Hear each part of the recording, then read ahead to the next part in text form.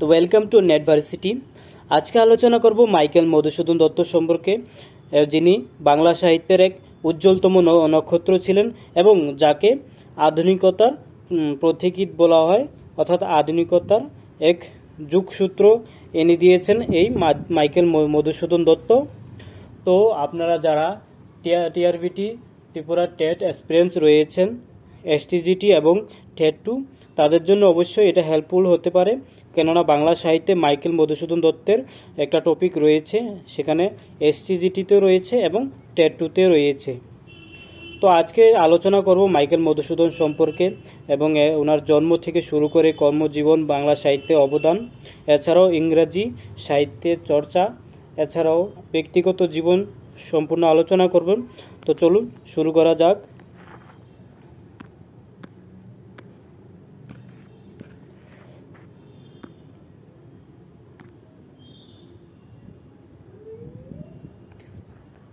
জন্ম ও শৈশব।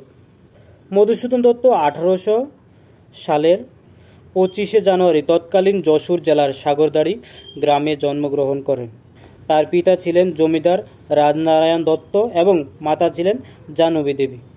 ছোটবেলা থেকে তিনি প্রখর মেধা ও প্রতিভার অধিকারী ছিলেন। এটা ছিলেন মাইকেল মধুসূদন দত্তের জন্ম শৈশব সম্পর্কে এটা বেসিক ধারণা। যিনি মধুসূদন দত্ত 1824 সালের 25শে জানুয়ারি তৎকালীন ভারতের সঙ্গে যুক্ত ছিল, যেই বাংলাদেশ, তৎকালীন যশোর জেলার সাগরদাড়ি গ্রামের জন্মগ্রহণ করেন, যেটা বর্তমানে বাংলাদেশের অভ্যন্তরে রয়েছে।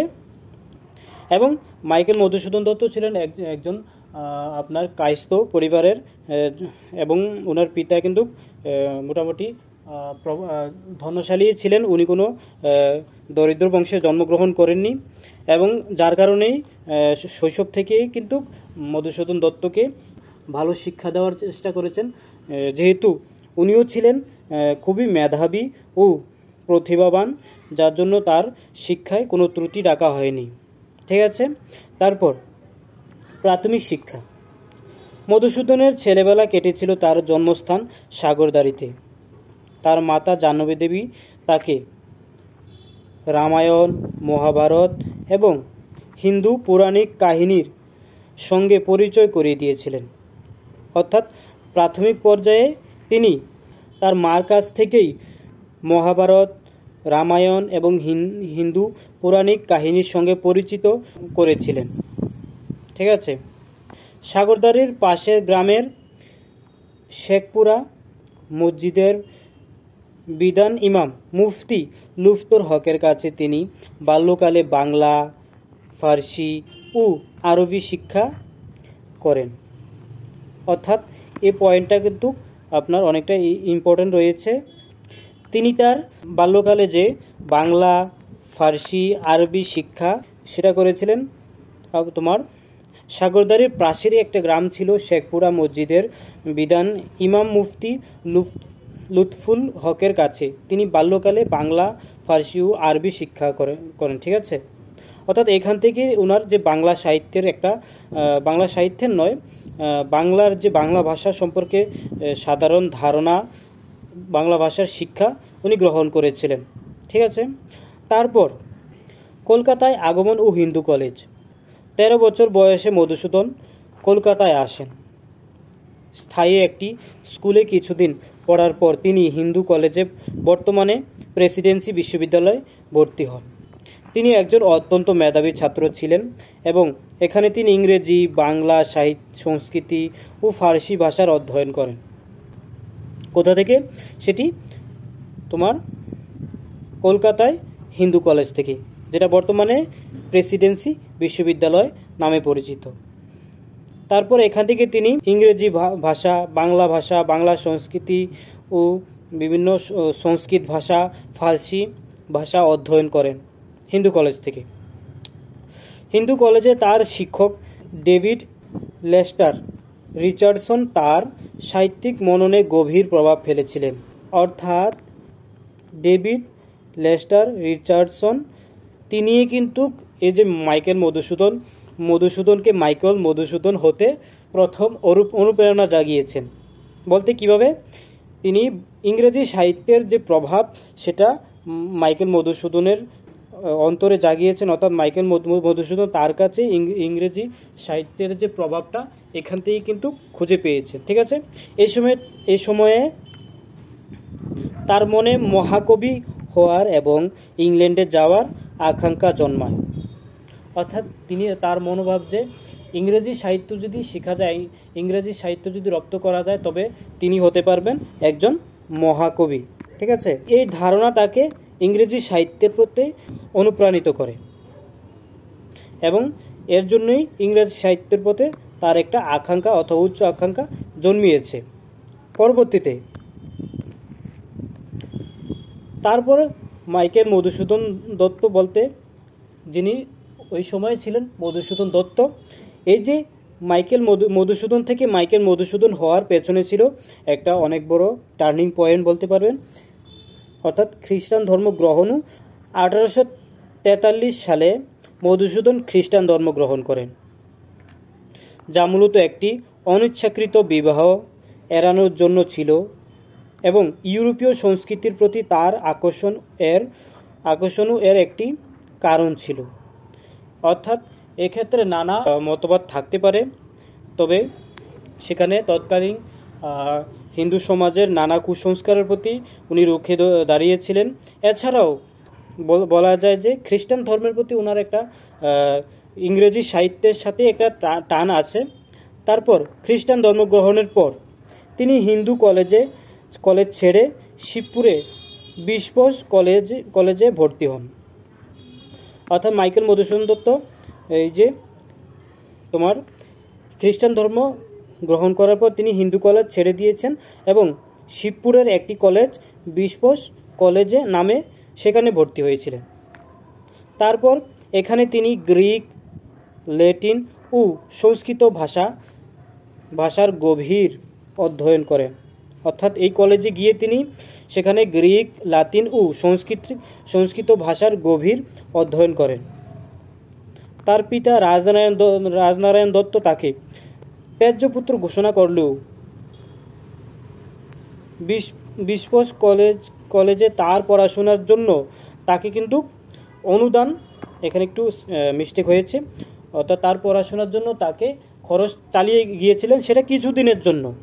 অর্থাৎ ছেলের যে এই যে মধুসূদন দত্তের ধর্মত্যাগ, সেটা ওনারা মেনে নিতে পারেননি। মাইকেল মধুসূদনের ব্যক্তিগত জীবনে এই প্রভাব পড়েছিল, এর সাথে এর পারিবারিক জীবনেও এর প্রভাব পড়েছে, যার কারণে মাইকেল মধুসূদন দত্তের পিতা রাজনারায়ণ দত্ত তাকে ত্যায্য পুত্র হিসেবে ঘোষণা করেছিলেন।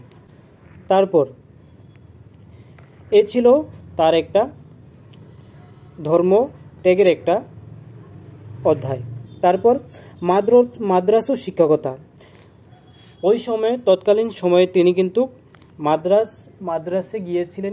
বিশপোষ কলেজ ছেড়ে তিনি ভাগ্য অন্বেষণে দক্ষিণ ভারতের মাদ্রাস, বর্তমানে চেন্নাই, অর্থাৎ সেই চেন্নাইতে চলে গিয়েছিলেন দক্ষিণ ভারতে এবং সেখানে তিনি মাদ্রাস মেল অরফেন অ্যাসাইলাম, একটি অ্যাসাইলাম অথবা অনাথ আশ্রম, সে অনাথ আশ্রমে একটা মাদ্রাস মেল অরফেন অ্যাসাইলাম নামক একটি বিদ্যালয়ে ইংরেজি শিক্ষক হিসেবে কাজ করেন এবং এটা ওই যে বিশপোষ কলেজ ছাড়ার পরে তিনি মাদ্রাস বিশ্ববিদ্যালয়ের হাই স্কুল বিভাগে সহকারী শিক্ষক হিসেবেও নিযুক্ত হন। এই সময় তিনি ইংরেজি পত্রিকা সম্পাদনা করতেন এবং শিক্ষকতা করতেন। অর্থাৎ শিক্ষকতার পাশাপাশি তিনি কিন্তু ইংরেজি পত্রিকার সম্পাদনাও করতেন। ঠিক আছে, মাইকেল মধুসূদন কিন্তু অনেক মেধাবী ছিলেন এবং তার জীবনেও কিন্তু নানান জটিলতা রয়েছে। এর সাথেও কিন্তু তার যে অবদান কিন্তু অনস্বীকার্য। এখানে তিনি ইংরেজি সাহিত্য, ইউরোপের ইতিহাস, ভূগোল, ব্যাকরণ, তামিল, তেলুগু ভাষা এবং বাইবেল পড়াতেন। এবং সেখানে কিন্তু আরেকটা কাহিনী রয়েছে, সেই মাদ্রাসে কিন্তু ওই সময়ে কিন্তু তিনি একটা বিবাহ করেছিলেন। ঠিক আছে, সেটা পরবর্তীতে বলছি। এবং পরবর্তীতে তিনি ব্যারিস্টারি ও ভাষা শিক্ষা, 1862 সালে তিনি ব্যারিস্টারি পড়তে ইংল্যান্ডে যান। এই ছিল ওনার যে ইংল্যান্ডে যাওয়ার প্রথম ধাপ। এই সময়ে আর্থিক দুর্দশার মধ্যে ঈশ্বরচন্দ্র বিদ্যাসাগর তাকে সাহায্য করেন। কেননা তোমার মাইকেল মধুসূদন দত্ত যেহেতু তার পরিবার থেকে পরিত্যক্ত হয়ে গিয়েছিলেন, যার কারণে ওই সময় তাকে তার যে স্বয়ংসম্পূর্ণভাবেই কিন্তু তার যে সব কিছু চালাতে হতো, যার কারণে পড়াশোনার ক্ষেত্রে অনেকটা বাধা হয়ে দাঁড়িয়েছিলেন। তবে তৎকালীন সময়ে ঈশ্বরচন্দ্র বিদ্যাসাগর তাকে সাহায্য করেছিলেন। কিন্তু আশ্চর্যজনকভাবে এই দুঃসময়ে মাইকেল জার্মান, পর্তুগিজ এবং ইতালীয় ভাষা শেখেন। অর্থাৎ আমাদের কিন্তু মাইকেল মধুসূদন দত্তের কিন্তু জীবন থেকে এই লেসনে কিন্তু একটা বিষয় অবশ্যই জানতে হবে যে আমাদের যতই বাধা আসুক, যাই আসুক, শিক্ষার কিন্তু কোনো কমতি থাকা নেই। এটাই কিন্তু একটা বাস্তব অভিজ্ঞতা। ঠিক আছে, তারপরে বলছি বহুভাষাবিদ। মধুসূদন দত্ত কেবল বাংলা নয়, ইংরেজি, গ্রিক, ল্যাটিন, হিব্রু, ফার্সি, ইতালীয়, ফরাসি, জার্মান এবং সংস্কৃত সহ প্রায় 13টি ভাষার পারদর্শী ছিলেন। অবশ্যই যে পয়েন্টটি সেগুলি অবশ্যই নোট করে রাখবেন, যদিও পরবর্তীতে তোমার এমসিকিউ দেওয়া হবে, তবু এই যে এগুলি পয়েন্টগুলি পড়ে রাখলে অবশ্যই সহজ হবে। আশা করা যায় বেশি কঠিন হবে না এগুলির থেকে, কিন্তু যদি বেসিকটা অবশ্যই যদি জেনে যান অবশ্যই সহজ হয়ে যাবে। তাহলে আমরা এখানে একটি বিষয় জানলাম যে তিনি কিন্তু কম বেশ 13টি ভাষার অধিকারী ছিলেন। এই ভাষিক গান তার লেখার বৈচিত্র্য এনেছিল এবং তাকে বিভিন্ন সংস্কৃতির সাহিত্য থেকে অনুপ্রেরণা নিতে সাহায্য করেন। অর্থাৎ অনেকগুলি ভাষা জানার ক্ষেত্রে উনি প্রতিটা ভাষার সংস্কৃতিকে রপ্ত করতে সহজ একটা পথ খুঁজে পেয়েছিলেন এবং সেখান থেকে উনি সাহিত্যকে আরও একটা পর্যায়ে নিয়ে যাওয়ার জন্য, উন্নতি করার জন্য খুব সচেষ্ট হয়েছিলেন। ঠিক আছে, তারপর ইংরেজি সাহিত্যকর্ম। পরবর্তীতে তিনি তৎকালীন সময়ে প্রাথমিকভাবে মধুসূদন দত্ত ইংরেজিতে সাহিত্য চর্চা করতেন। তার উল্লেখযোগ্য ইংরেজি কাব্যগ্রন্থ হল দ্য ক্যাপটিভ লেডি, যেটি 1849 সালে লেখা হয়েছিল, ভিশনস অব দ্য পাস্ট, যেটা 1849 লেখা হয়েছিল। দুটোই যদিও ইংরেজি সাহিত্যে কিন্তু মাইকেল মধুসূদন দত্ত ততটা সাফল্যতা পায়নি, কিন্তু পরবর্তীতে যখন বাংলা সাহিত্যে তিনি আবার ফিরে আসেন এবং সেই সময়টা ছিল বাংলা সাহিত্যের জন্য একটা অনুপ্রেরণার সময়। তো যদিও তার ইংরেজি রচনাগুলি খুব বেশি সাফল্য লাভ করেনি, পরবর্তীতে তিনি বাংলা সাহিত্যে ফিরে আসেন এবং আধুনিক বাংলা সাহিত্যের ভিত্তি স্থাপন করেন। তারপর সাহিত্যকর্ম, যেটা মূলত বাংলা সাহিত্য সম্পর্কে। মাইকেল মধুসূদন দত্ত আধুনিক বাংলা সাহিত্যের এক যুগান্তকারী ব্যক্তিত্ব।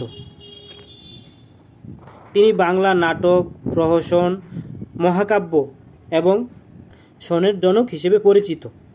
তার সাহিত্যকর্ম বাংলা ভাষা ও সাহিত্যকে এক নতুন দিকে পরিচালিত করেছে। অর্থাৎ ইংরেজি সাহিত্যে কিন্তু তিনি খুব একটা সাফল্য না পেলে কিন্তু বাংলা সাহিত্য এনে দিয়েছে তাকে একটা পরবর্তীতে আরও একটা সুবর্ণ সুযোগ, যেটা তার বাংলা সাহিত্যে খুবই স্পষ্টভাবে পরিস্ফুট হয়েছে। পরবর্তীতে নাটক ও প্রহসন। নাটক ও প্রহসনের কথা বলতে গেলে প্রথম রয়েছে শর্মিষ্ঠা, যেটি 1859 খ্রিস্টাব্দে লেখা হয়েছিল। এটি বাংলা ভাষার প্রথম মৌলিক নাটক। তো প্রশ্ন যদি আসে যে বাংলা ভাষার প্রথম মৌলিক নাটক কোনটি, অবশ্যই সেটা এই যে শর্মিষ্ঠা, সেটি মহাভারতের দেবযানী ও যযাতির কাহিনী অবলম্বনে রচিত। ঠিক আছে, তারপরে রচনা করেছিলেন একে কি বলে সভ্যতা, যেটি 1860 খ্রিস্টাব্দে। এটি ছিল একটি প্রহসন, যেখানে তৎকালীন নব্য শিক্ষিত সমাজের ভণ্ডামি ও উচ্ছৃঙ্খলাকে ব্যঙ্গ করা হয়েছে। অর্থাৎ প্রহসন ও নাটকের মধ্যে কিন্তু একটা পার্থক্য রয়েছে। পার্থক্য কি? নাটক মূলত একটা যেখানে একটা চরিত্র থাকে, ঠিক আছে, একটা নয় অনেকগুলি চরিত্র থাকে এবং সেই চরিত্র অনুযায়ী কিন্তু সেখানে নাটকগুলি সাজানো হয়।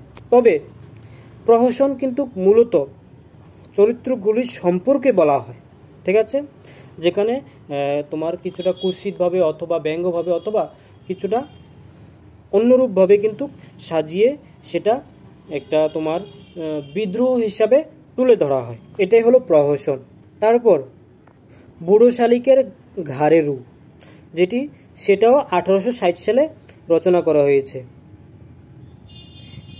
এটিও একটি প্রহসন, অর্থাৎ 1860 সালে তার পর্ব দুটি প্রহসন। প্রথমটা হলো একে বলে কি সভ্যতা এবং এরপর রয়েছে বুড়ো শালিকের ঘাড়ে রু। এটিও একটি প্রহসন যেখানে প্রাচীন জমিদার সমাজের পতন ও কপট ধার্মিকতার সমালোচনা করা হয়েছে। আচ্ছা, কপট ধার্মিকতা বলতে কি? অর্থাৎ যেখানে তোমার বেশিরভাগ সংস্কার থেকে বেশি কুসংস্কার থাকে, সেটাকে অবশ্যই কিছুটা তুলনা করা হয়, ঠিক আছে। তারপর রচনা করা হয়েছে পদ্মাবতী, যেটি 1860 সালে, সেটাও 1860 সালে গ্রিক পুরাণের কাহিনী অবলম্বনে রচিত। এই নাটকে তিনি প্রথম বাংলা সাহিত্য অমৃতাক্ষর ছন্দ ব্যবহার করেন। অর্থাৎ কোন নাটকে তোমার মাইকেল মধুসূদন দত্ত প্রথম অমৃতাক্ষর ছন্দ ব্যবহার করেন? সেটি অবশ্যই পদ্মাবতী হবে, ঠিক আছে। এটা অবশ্যই মনে রাখতে হবে অথবা নোট ডাউন করে নিতে হবে যে বাংলা সাহিত্যে যে নাটক রচনা করেছে প্রথম অমৃতাক্ষর কোন ছন্দ অথবা কোন প্রহসনে ব্যবহার করা হয়েছে, তো এটি হবে যে সেটি ব্যবহার করা হয়েছে পদ্মাবতী নামক একটি নাটকে প্রথম এই যে অমৃতাক্ষর ছন্দ ব্যবহার করে, ঠিক আছে। তারপর কৃষ্ণকুমারী, এটি রচনা করা হয়েছে 1861 সালে। এটি একটি ঐতিহাসিক নাটক, অর্থাৎ এই নাটকটি মূলত একটি ঐতিহাসিক নাটক হিসেবে লেখা হয়েছে। তারপর মায়াকানন, যেটি 1874 সালে লেখা হয়েছে। এটি তার একটি অসমাপ্ত নাটক, অর্থাৎ এই নাটকের অনেক অংশ সমাপ্ত হয়নি।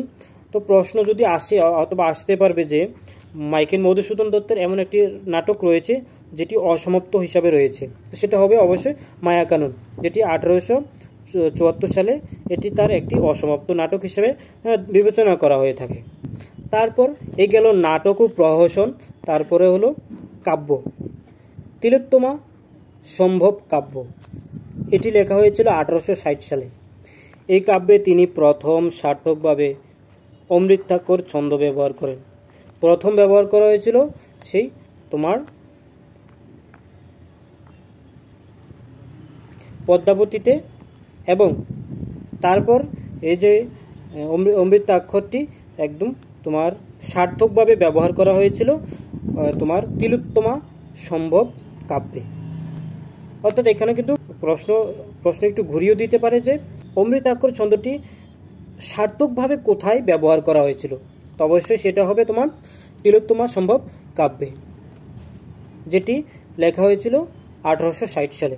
তারপর মেঘনাদ বধ কাব্য, এটি লেখা হয়েছে 1861 সালে। এটি মধুসূদনের সর্বশ্রেষ্ঠ কীর্তি এবং বাংলা সাহিত্যের শ্রেষ্ঠ মহাকাব্য। রামায়ণ কাহিনীর ভিত্তিতে রচিত হলেও এখানে রাবণ ও মেঘনাদকে বীরত্বের সঙ্গে চিহ্নিত করা হয়েছে, এবং এটাকে তো আবার পুনর্বিবেচনা করেও কিন্তু সেটা প্রচলন করা হয়েছে এবং প্রচলিত ধারণার বিরোধিতা করে এবং একটি নতুন দৃষ্টিভঙ্গি দেওয়া হয়েছে। এই যে প্রথমত যে এই রচনাটি করা হয়েছে সেটা জনস্বার্থের ক্ষেত্রে সেটা কিন্তু কিছুটা বিপত্তি সৃষ্টি করেছে, অর্থাৎ তারপর এই যে এই কাব্যের বিপরীতে সেটি একটি নতুন দৃষ্টিভঙ্গি তুলে ধরেছেন মাইকেল মধুসূদন দত্ত। এই কাব্যে অমৃতাক্ষর ছন্দের সফল প্রয়োগ বাংলা কাব্যে নতুন সম্ভাবনার দ্বার খুলে দেয়।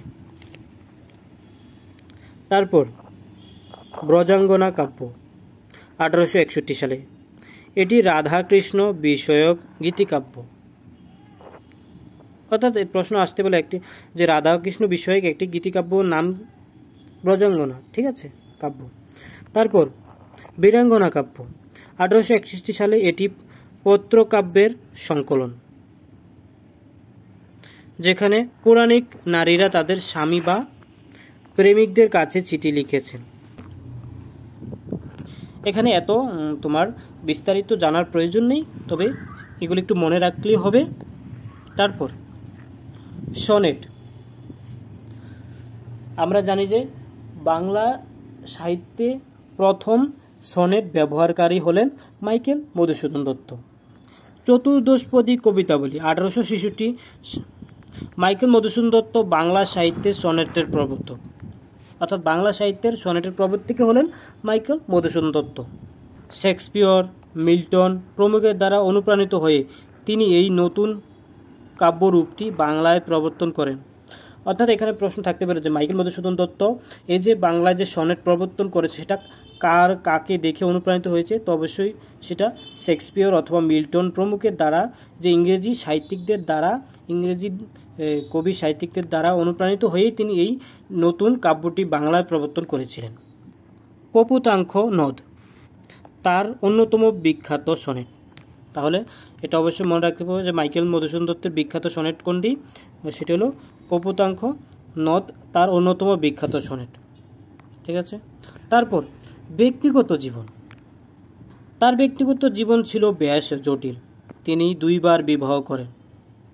প্রথম স্ত্রী ছিলেন রেবেকা ম্যাকটাভিশ এবং দ্বিতীয় স্ত্রী ছিলেন হেনরিয়েটা সোফিয়া হোয়াইট। তার সন্তান ছিল। আর্থিক অনটন এবং অস্থির জীবন তাকে প্রায়শই বিব্রত করত। অর্থাৎ একদিকে যেমন তিনি বিশাল তোমার দক্ষতার, অভিজ্ঞতার অধিকারী ছিলেন, মেধার অধিকারী ছিলেন এবং সাহিত্যের এক যুগবদন্তকারী ছিলেন, তার সাথে কিন্তু তার ব্যক্তিগত জীবনে রয়েছিল নানান জটিলতা, যা প্রায়শই তাকে বিচলিত করে তুলত। এছাড়াও তার আর্থিক অনটন এবং অস্থির জীবন তাকে প্রায়শই বিব্রত করে থাকত, ঠিক আছে। এ ছিল তার ব্যক্তিগত জীবন। তারপর শেষ জীবন উত্তরাধিকার। তো মাইকেল মধুসূদনের শেষ জীবন, তার শেষ জীবন চরম দুঃখ ও অসুস্থতার মধ্যে কেটেছে। লিভারের সমস্যায় ভুগছিলেন তিনি। 1873 সালের 29 জুন আলিপুর জেনারেল হাসপাতালে তিনি শেষ নিঃশ্বাস ত্যাগ করেন। মৃত্যুর আগে তিনি একটি বিখ্যাত উক্তি করেছিলেন, দাঁড়াও পথিক বর, জন্ম যদি তব বঙ্গে। এই পঙ্ক্তিটি তার স্বদেশের প্রতি গভীর ভালোবাসা এবং অমরত্বের আকাঙ্ক্ষার প্রতিফলন ঘটায়। বাংলা সাহিত্যের নবজাগরণে মধুসূদনের ভূমিকা অনস্বীকার্য।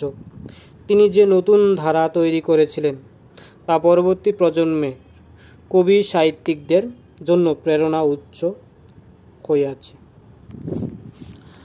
তো এই ছিল মাইকেল মধুসূদনের জীবন সম্পর্কে, তার কর্মজীবন সম্পর্কে, সাহিত্য সম্পর্কে একটি মোটামুটি ক্ষুদ্র এবং বিস্তারিত ধারণা। তো পরবর্তীতে আশা করব যে আরেকটি ভিডিওর মাধ্যমে আরেকটি নতুন চরিত্র সেখানে তুলে ধরার। তো অবশ্যই চ্যানেলে যদি অবশ্যই নতুন হয়ে থাকেন অবশ্যই সাবস্ক্রাইব করে দেবেন। ধন্যবাদ, দেখা হচ্ছে আরেকটি ভিডিওর মাধ্যমে।